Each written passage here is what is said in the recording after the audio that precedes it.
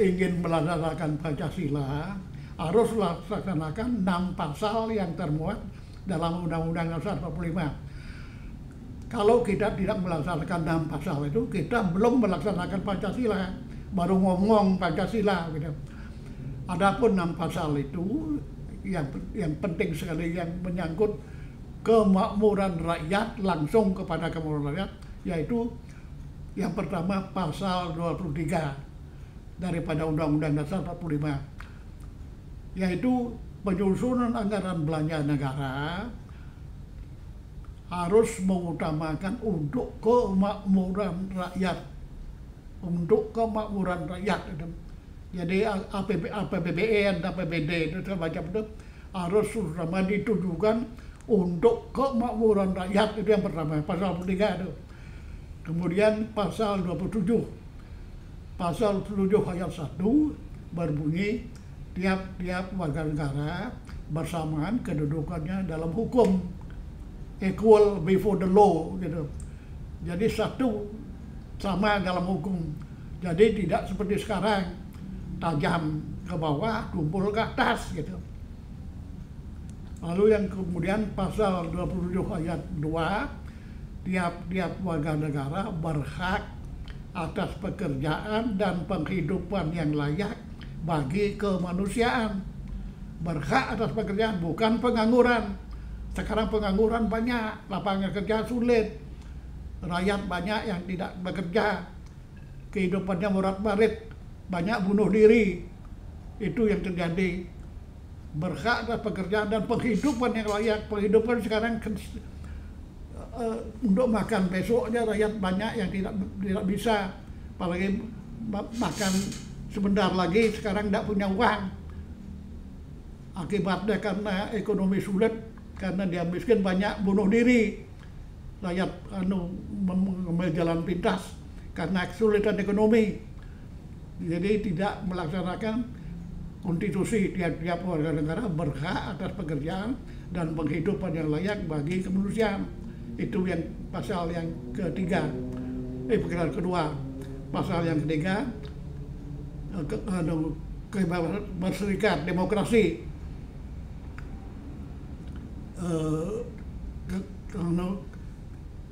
Berserikat dan berkumpul, mengeluarkan pikiran, tulisan dan sebagainya, gitu. Kebebasan berserikat dan berkumpul, mengeluarkan pikiran, tulisan. Jadi aspirasi rakyat itu harus didengar. Jangan membuat undang-undang tidak mendengarkan public opinion. Dengarkan aspirasi rakyat itu. Banyak undang-undang sekarang yang tidak mendengarkan aspirasi rakyat. Gitu. Kebebasan berserikat dan berkumpul, mengeluarkan pikiran, tulisan dan sebagainya gitu. Ya, mengeluarkan kebebasan pikiran, tulisan, baik secara lisan, tulisan gitu. Itu ada bebas itu, ya, walaupun ditetapkan dengan undang-undang, ya, itu yang nomor 28. Sekarang yang pasal yang ketiga, pasal 31, kewajiban pemerintah untuk menyediakan pendidikan bagi seluruh rakyat. Kewajiban pemerintah untuk melaksanakan pendidikan untuk kepentingan rakyat. Jadi pendidikan sekarang kan mahal. Ya, uang kuliah mau dinaikkan segala macam itu. Perguruan tinggi itu profit making, mencari keuntungan. Bahkan luar negeri sekarang membuat perguruan tinggi sudah mulai dari asing masuk ke Indonesia itu. Jadi mahal semua itu. Jadi pendidikannya seolah-olah untuk orang kaya itu. Jadi orang miskin itu tidak bisa sekolah seperti itu, umpamanya begitu. Jadi banyak yang terjadi, orang-orang yang drop out, tidak bisa, hanya paling-paling hanya tamat kelas 6 aja, kemudian tidak ada lagi masuk. Ya, itu harus dirubah. Pendidikan jangan terlalu mahal. Yang pendidikan supaya ada pendidikan sejarah gitu. Ya, pendidikan dalam sejarah, pelajaran sejarah seperti tidak ada itu di kurikulum itu. Pendidikan budi pekerti gitu. Budi pekerti untuk supaya rakyat mempunyai karakter yang baik gitu. Pendidikan budi pekerti itu harus ada itu. ilmu bumi itu harus ada itu karena menyangkut kekayaan alam itu supaya rakyat tahu kekayaan alamnya apa. Jadi pendidikan harus betul-betul dikelola oleh rakyat, oleh pemerintah untuk kepentingan rakyat banyak gitu. Itu yang keempat. Yang kelima itu kesejahteraan rakyat itu. Kesejahteraan itu pasal 33 itu. Pasal yang ketiga ayat 1 berbunyi perekonomian disusun sebagai usaha bersama berdasarkan asas kekeluargaan. Ini koperasi. Koperasi ini mati tidak, hidup tidak. Jadi kebanyakan mati suri. Padahal itu untuk kepentingan rakyat. Gotong royong di sana itu ada.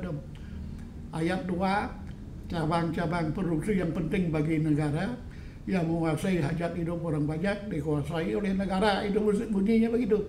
Tapi ini dikuasai oleh investor, oleh perorangan kata-kata, malahan dibagi-bagi itu. Cabang-cabang produksi yang penting. Sekarang malahan ormas-ormas mau dikasih itu.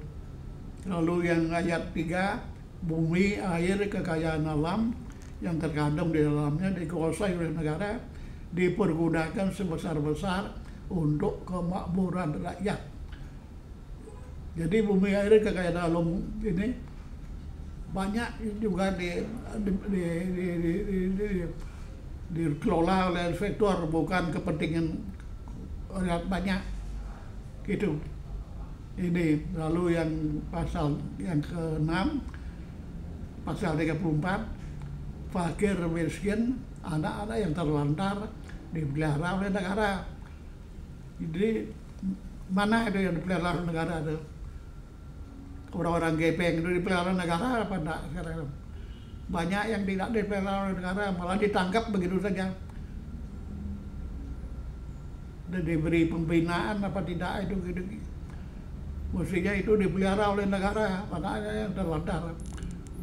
Fakir miskin dipelihara oleh negara itu. Itu yang jadi 6 pasal itu penting sekali, itu menyangkut kesejahteraan rakyat, kemakmuran rakyat. Termasuk di sana kebutuhan pokok rakyat, sandang, pangan, pendidikan, kesehatan, dan lingkungan. Itu basic need of the people. Sandang, pangan, papan, pendidikan, kesehatan. Itu kebutuhan pokok rakyat. Jadi setiap orang yang akan jadi pemimpin masa depan harus mengerti ini, bahwa dia punya misi yang untuk, terutama sekali untuk kemakmuran rakyat begitu. Yang lain-lain nomor 2 itu.